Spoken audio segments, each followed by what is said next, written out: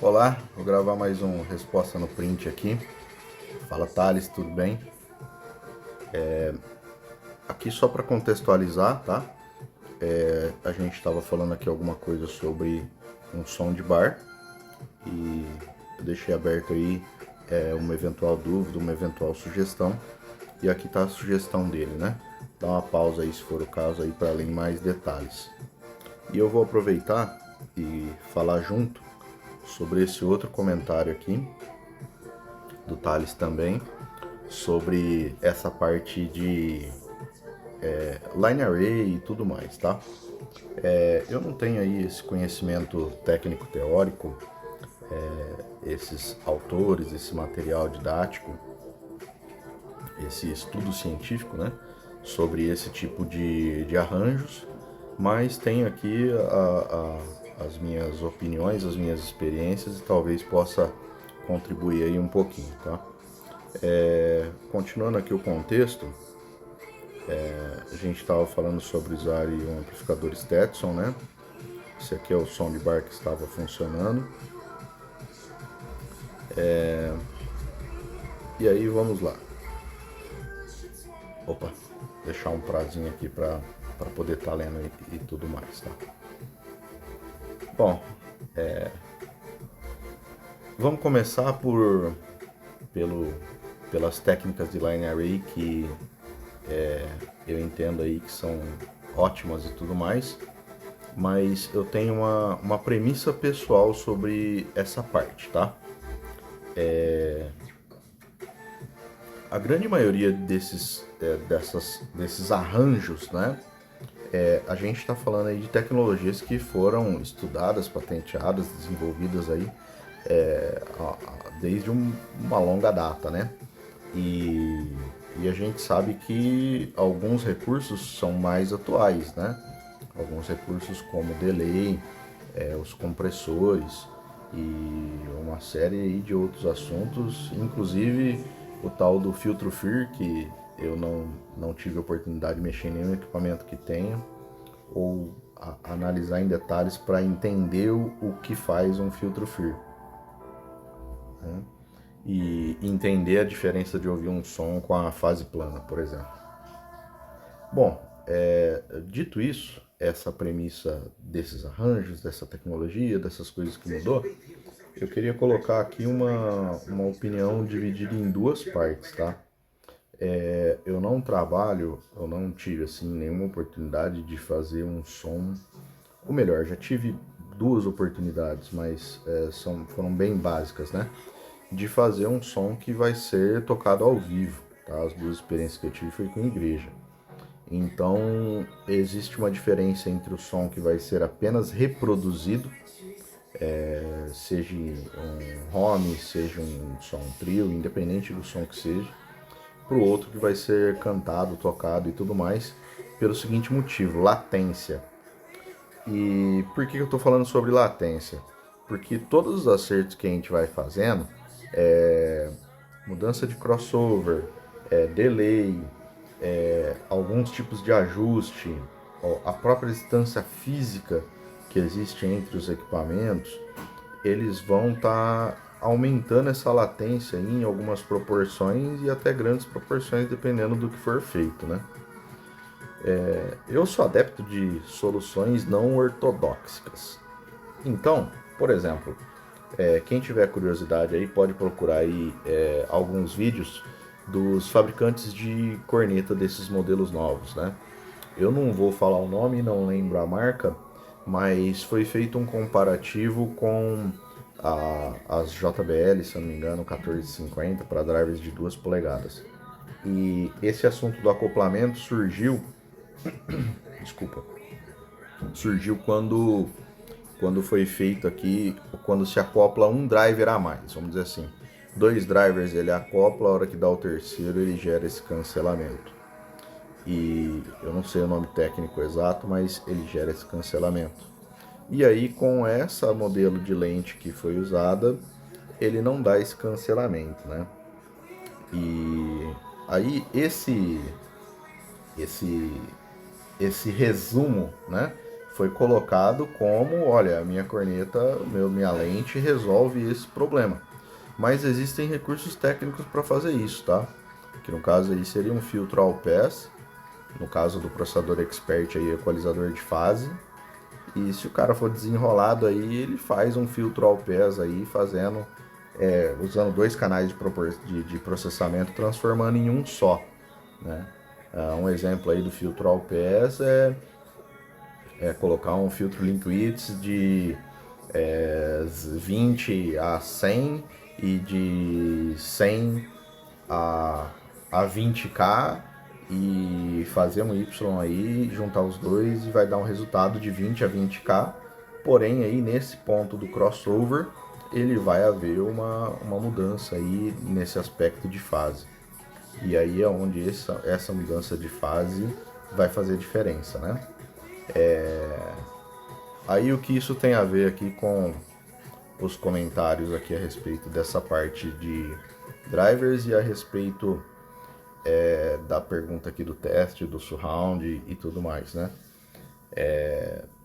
Agora sim eu vou entrar nos comentários, né?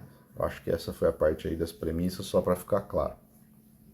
Desculpa aí se ficar muito extenso, mas vamos lá. Essa parte do surround, vamos falar assim, eu acredito que essa primeira pergunta aí foi a respeito do som de bar, se seria bacana testar, tá? Tem duas notícias, uma boa e uma má, né? A boa notícia é que eu já fiz esse teste. A má notícia é que eu não tenho mais o som de bar para poder repetir, gravar e tudo mais. Tive um problema pessoal aqui e ele foi desmontado, tá? A estrutura de madeira aí já foi descartada e, enfim, esse projeto não volta. Talvez, se voltar alguma coisa aqui, já faria um sistema diferente, tá? E muito provavelmente aí eu estaria colocando os tweeters aqui no cantinho de cada TV. No cantinho da TV, tá? E aí agora sobre a pergunta relacionada aqui a essa parte do surround a partir dos canais estéreos, o que eu tive de experiência nessa parte, tá? A diferença que a gente sente presencialmente ouvindo são quando os tempos são alinhados visando SPL, né? Ou seja, as frequências iguais que o mesmo driver toca, alinhadas para ter o mínimo de cancelamento e o máximo de acoplamento entre elas. Ponto, tá? Esse aí é a experiência de ouvido que qualquer pessoa que ouviu e ouvir algo desse tipo vai sentir. Qual foi o acerto para chegar nesse resultado? No caso dos meus alto-falantes, eles estavam em pares, né? Então estavam aqui os dois do lado esquerdo, os dois do lado esquerdo centrais, os dois do lado direito centrais e os dois do lado direito mais externos. Então esses 4 alto-falantes centrais eles foram mais atrasados em alguma proporção. E aqui como o rack estava encostado na parede, o lado esquerdo foi mais afastado para criar essa espacialidade. A respeito dos efeitos, invertendo essa parte de fase e tudo mais, ao inverter a fase sem alterar o tempo, você só faz o cancelamento mesmo, você só gera esse sinal destrutivo. Dependendo da situação, por exemplo, se você não estiver trabalhando os tempos no sistema de carro, por exemplo, a percepção fica um pouco diferente porque não foi feito esse alinhamento, então automaticamente quando existe essa inversão e tudo mais, não foi feito o acoplamento pela distância. Então pode te dar um resultado aí de sentimento ou de RTA um pouco diferente. O que eu já testei a respeito desse assunto em carros, ou melhor, vou complementar a parte ainda do som de bar, tá? Eu já vou voltar nesse assunto do carro. Do som de bar, o que acontece? Eu tive aí um resultado mais legal, não alterando a parte de fase, para tentar criar esse efeito aí de espacialidade. Foi na verdade limitando a banda de cada alto-falante, tá? Então no caso aqui, como eu tinha um amplificador tocando aqui separado, eu tinha disponível aqui para cada par de alto-falantes, tá? Delay, crossover e equalizador. Então eu pude fazer um acerto na parte dos alto-falantes que são mais externos e depois da parte que são mais internos, inclusive dos tweeters também. Então eu já fiz testes já, por exemplo, aí diminuindo as altas, diminuindo as baixas, e às vezes até criando aí esse ponto de crossover não incidental ou acidental, né?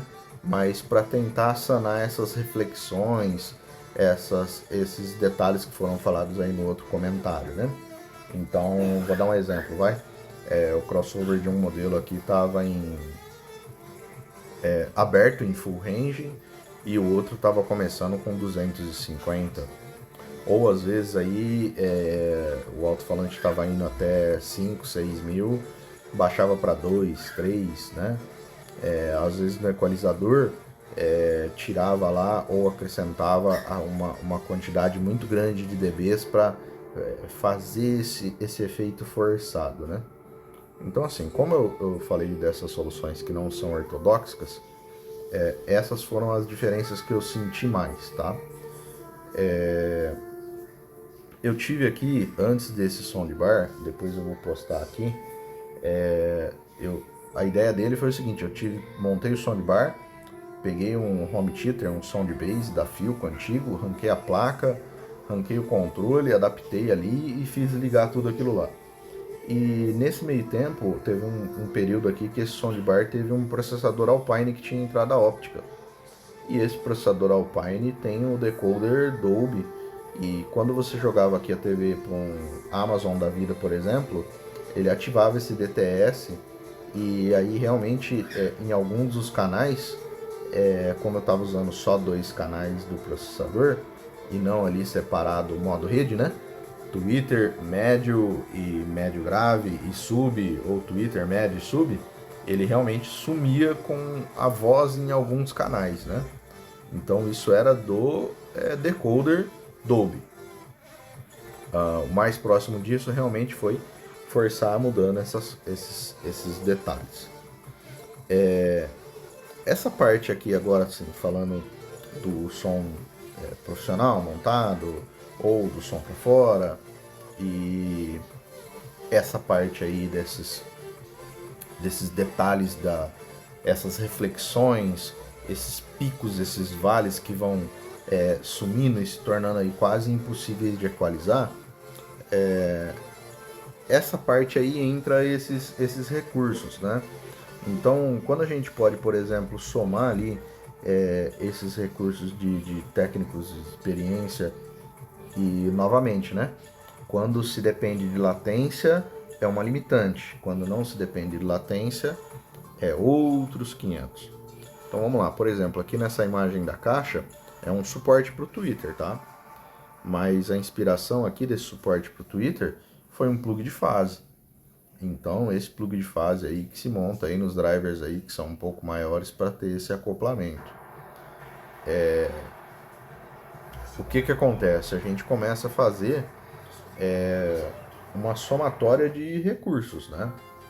Então, a gente pega o recurso do rádio, do processador, o recurso do amplificador, da caixa, e vai somando todos eles aí para conseguir diminuir e aumentar esses demais detalhes, né? Por exemplo, hoje se torna pouco comum o uso aí de material absorvente dentro das caixas, né?